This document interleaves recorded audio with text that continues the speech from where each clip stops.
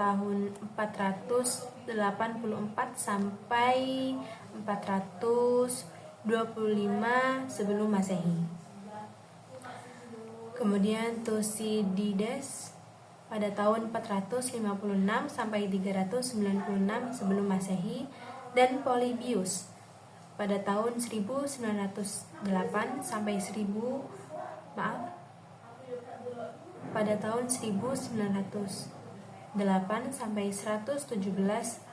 sebelum Masehi. Herodotus melukiskan abad ke-6 dan ke-5 sehingga ia menulis semacam sejarah kebudayaan. Selain tulisannya merupakan karya sejarah, ia juga menulis mengenai apa yang sekarang disebut sebagai antropologi dan sosiologi. Ia melukiskan perang Yunani Persia pada tahun 478 sebelum Masehi. Perang antara peradaban Helenik dan Timur yang dimenangkan oleh Yunani. Penulisan sejarah Romawi pada awalnya menggunakan bahasa Yunani, kemudian memakai bahasa Latin, namun tulisan sejarah Yunani tetap menjadi model. Di antara penulisnya adalah Julius Caesar tahun 100 sampai 44 sebelum Masehi. Kemudian Sallustius pada tahun 86 sampai 34 sebelum Masehi. Kemudian Livius tahun 59 sebelum Masehi sampai 17 Masehi. Dan Tacitus tahun 55 sampai 120 Masehi. Untuk zaman Kristen awal dan zaman pertengahan, dalam zaman ini penulisan sejarah di Eropa mempunyai dua pusat, yaitu gereja dan negara. Dengan pendeta dan raja sebagai pelaku utama, hasilnya ialah berupa annals, chronicles, sejarah umum dan biografi. Pada zaman pertengahan berlangsung lama, yaitu 1000 tahun kalau dihitung dari abad ke-5 sampai abad ke-15, seperti yang dijelaskan tadi, dan di banyak negeri. Tetapi kita tidak dapat melacak semua historiografi yang berabad-abad dan luas itu, sekalipun tidak bisa dibandingkan dengan sejarah modern yang lebih rasional dan kritis. Belajar sejarah zaman pertengahan banyak gunanya bagi sejarah Indonesia, karena baik dari segi substansi maupun metode ada kemiripan antara annals, chronicles, sejarah umum dan biografi dengan babat, lontara, hikayat, dan tambo.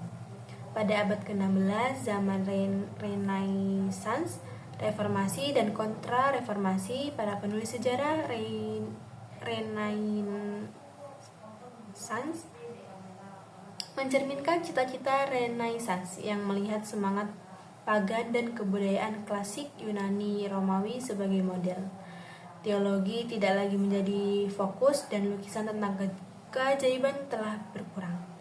Kalau Renaissance ingin menggantikan wahyu dengan akal, teologi dengan ilmu, kebudayaan teosentris dengan antroposentris, kebudayaan Kristen dengan paganisme, maka reformasi ingin menggantikan teologi lama dengan teologi baru. Kontra-reformasi ingin mengembalikan kewibawaan gereja Katolik yang telah dirusak oleh gerakan reformasi. Wakil gerakan ini diantaranya Kardinal Caesar Baronius tahun 1536 sampai 1607 dan para sejarawan sejuit. Pada abad ke-17, zaman penemuan daerah baru, daerah baru abad ke-15, ke-16, dan ke-17 mempunyai pengaruh penting bagi perkembangan historiografi Eropa, seperti Christopus Columbus tahun 1451 sampai 1506 dari Genoa yang menemukan Amerika pada tahun 1492 banyak melaporkan mengenai penemuan-penemuannya. Karena kisah-kisahnya yang masih sangat asing, ia dikenal sebagai pencipta mitos. Deskripsi mengenai daerah baru yang lebih jelas ialah dari Hernando Cortés tahun 1485 sampai 1547 yang menjadi saksi mata penaklukan Meksiko, sekalipun laporan itu juga dimaksudkan sebagai pembelaan atas petualangannya. Pada abad ke-18, zaman rasionalisme dan pencerahan, rasionalisme pada abad ke-17 sebagai dipelopori oleh Rendesco Cortés tahun 1596 sampai 1650 dari Prancis. Bacon tahun 1561 sampai 1626 dari Inggris, dan Baruch Spinoza tahun 1632 sampai 1677 dari Belanda. Baru mempengaruhi historiografi pada abad ke-18. Sikap universal kaum rasionalis telah meluaskan pandangan orang Eropa secara geografi. Baron de Montesquieu tahun 1689 sampai 1755 lebih dekat kepada kaum humanis dari zaman Renaissance daripada kaum rasionalis dari zaman pencerahan. Ia berpendapat bahwa instruksi sosial harus diadili melalui beberapa jauh. Ia dapat melayani pemikiran zamannya dan tidak dengan ukuran yang mutlak. Ia juga seorang filsuf politik dan menulis buku The Causes of the Crassiness and the Decadence of the Romance tahun 1734. Pada abad ke-19, zaman romantisme, nasionalisme, dan liberalisme. Romantisme dalam historiografi ialah kebalikan dari rasionalisme. De Staël menulis literatur in its relation to the moral and political condition of nation tahun 1800. Ia mengatakan bahwa kesusastraan dipengaruhi secara langsung oleh sistem sosial yang dipengaruhi oleh keadaan geografis, terutama iklim. Dikatakannya bahwa demokrasi sebagai sistem sosial harus memerlukan sastra baru.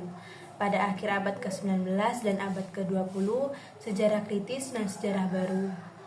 Ron menganjurkan supaya sejarawan menulis apa yang sebenarnya terjadi. We as agentiles Geusen, sebab periode sejarah ia akan dipengaruhi oleh semangat zamannya. Namun Rand mulai diragukan kebenarannya. Menulis sejarah itu bertentangan dengan psikologi. Karl L. Becker tahun 1873 sampai 1945 mengatakan bahwa pemujaan pada fakta dan pembedaan antara fakta keras dan fakta lunak adalah ilusi. Fakta sejarah tidak seperti batu bata yang dipasang, tetapi sengaja dipilih oleh sejarawan. Sejarawan yang objektif itu tidak ada, seperti halnya ternyata ilmu alam pun penuh ketidakpastian. Sekalipun ada kecenderungan balik yang menekankan sejarah naratif, seperti pada sejarah mentalitas dan sejarah kebudayaan. Jadi sejarah kembali pada retorik, tetapi pendidikan ilmu sosial tetap penting. Kemudian dalam buku ini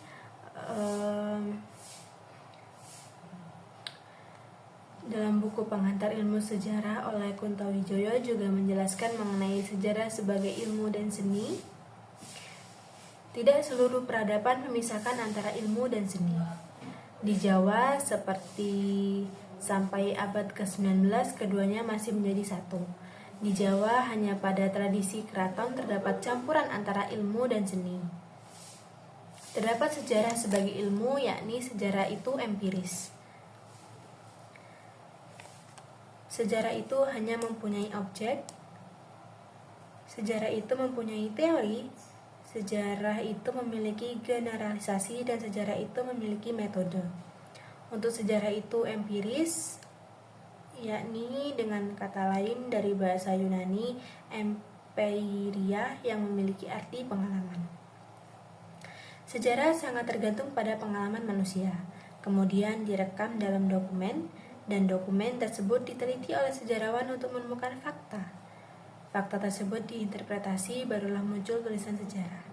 Walaupun ada perbedaan mendasar dengan ilmu alam dan biologi, sejarah itu sama dengan ilmu-ilmu alam berdasarkan pengalaman, pengamatan, dan penyerapan. Namun dalam ilmu-ilmu alam, percobaan itu dapat diulang-ulang. Sementara tidak bisa mengulangi percobaan. Untuk sejarah itu hanya mempunyai objek, yakni sejarah mempunyai objek khusus yang tidak dimiliki oleh lainnya. Jikalau fisika membicarakan waktu fisik, maka sejarah membicarakan waktu manusia. Waktu dalam pandangan sejarah tak pernah lepas dari manusia. Untuk sejarah itu mempunyai teori, yakni memiliki arti renungan. Sejarah juga membedakan dirinya dengan mitos.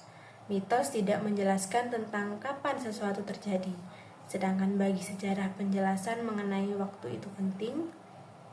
Sejarah memiliki tradisi yang panjang, jauh lebih panjang daripada ilmu-ilmu sosial.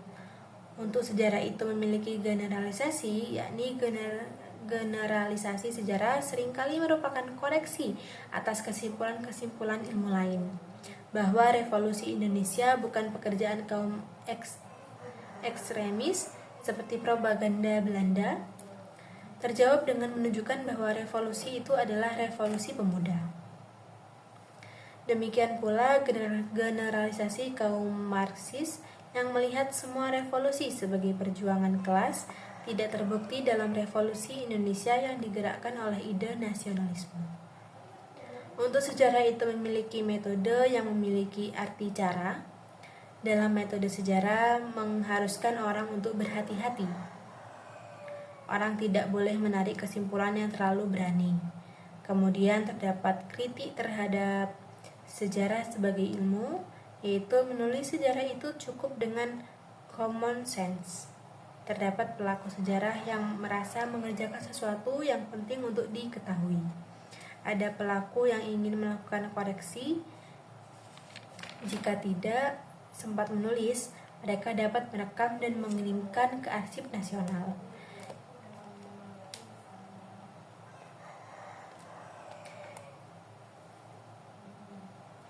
Jika rekaman itu menyangkut nama orang yang tak segera boleh diungkap, boleh saja rekaman itu disertai catatan kapan boleh dibuka. Kemudian sejarah itu akan kering. Ada memang masanya ketika sejarah dipengaruhi oleh sastra. Namun sekarang sejarah hanya memerlukan penulisan yang baik dari penalaran dan sistematikanya. Kalau tulisan yang baik, penalaran yang teratur, dan sistematis yang runtut, itulah yang dimaksud retorika. Pastilah tidak ada sejarah yang kering. Kemudian terdapat sumbangan ilmu, yakni ilmu memberi konsep. Dikarenakan sejarah umumnya memakai bahasa sehari-hari, ia memerlukan sumbangan berupa konsep. Jikalau mendengar ungkapan yang berbunyi, petani itu memberi pisang pada gerilyawan.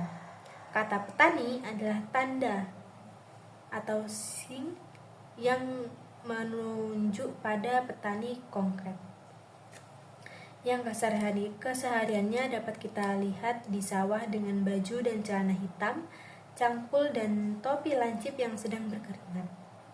Dengan kata lain, petani pada ungkapan itu adalah konsep, suatu observasional konsep. Untuk itu memberi sifat sinkronis, yakni sejarah pada dasarnya adalah ilmu diakronis yang memanjang dalam waktu, tetapi dalam ruang yang sempit. Ketika sejarah bersentuhan dengan ilmu sosial, sejarah juga menjadi ilmu yang sinkronis, yang artinya selain memanjang dalam waktu, sejarah lalu juga melebar dalam ruang. Kemudian adanya sejarah sebagai seni, yaitu meliputi sejarah memerlukan intuisi, sejarah memerlukan imajinasi, sejarah memerlukan emosi, dan sejarah memerlukan gaya bahasa. Yang pertama yakni sejarah memerlukan intuisi. Sejarah sangat memerlukan intuisi dan ilham, yaitu pemahaman langsung dan instinktif selama masa penelitian berlangsung. Untuk mendapatkan intuisi,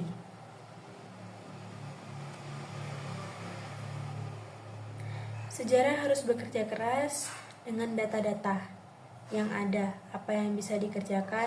Yang kedua yaitu sejarah memerlukan imajinasi, yakni di dalam pekerjaannya. Sejarawan harus dapat membayangkan apa yang sebenarnya, apa yang sedang terjadi, dan apa yang terjadi sesudah itu.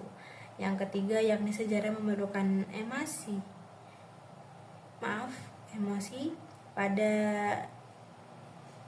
penulisan sejarah zaman romantik, yaitu pada akhir abad ke-18 dan awal abad ke-19, sejarah dianggap sebagai cabang sastra. Akibatnya menulis sejarah disamakan dengan menulis sastra, yang artinya menulis sejarah harus dengan keterlibatan emosional.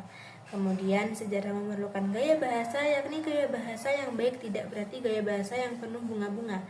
Kadang-kadang bahasa yang luas lebih menarik. Dalam tulisan sejarah, deskripsi itu seperti melukis yang naturalistis. Yang diperlukan ialah kemampuan untuk menulis detail.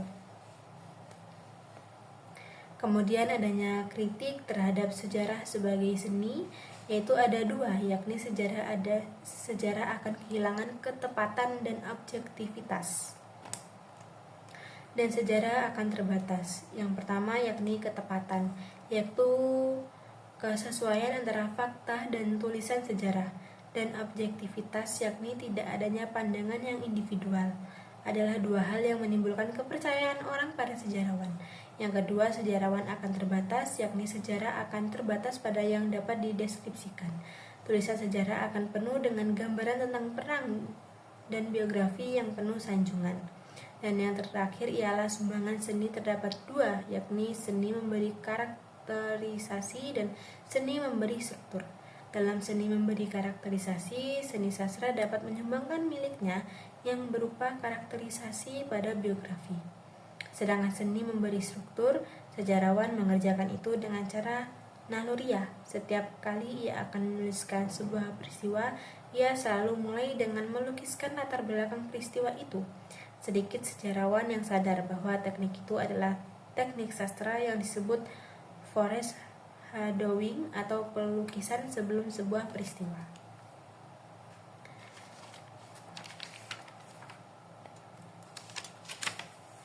Kemudian dalam bab ini juga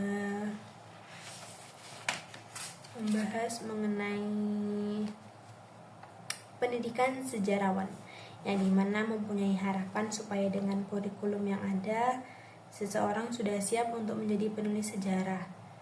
Dalam kajian sejarah didahului dengan satu pengantar, terutama untuk studi wilayah. Di dalam pengantar harus diberikan alasan pembenar mengapa wilayah itu perlu diberikan. Periodisasi, satu satuan kajian, kekuatan-kekuatan sejarah yang menggerakkan, dan arus utama kontemporer. Dalam kajian sejarah ini terdapat beberapa pengantar, yakni pengantar sejarah Indonesia, pengantar sejarah Asia, pengantar sejarah Barat, sejarah Indonesia lama sampai 1500, sejarah Indonesia abad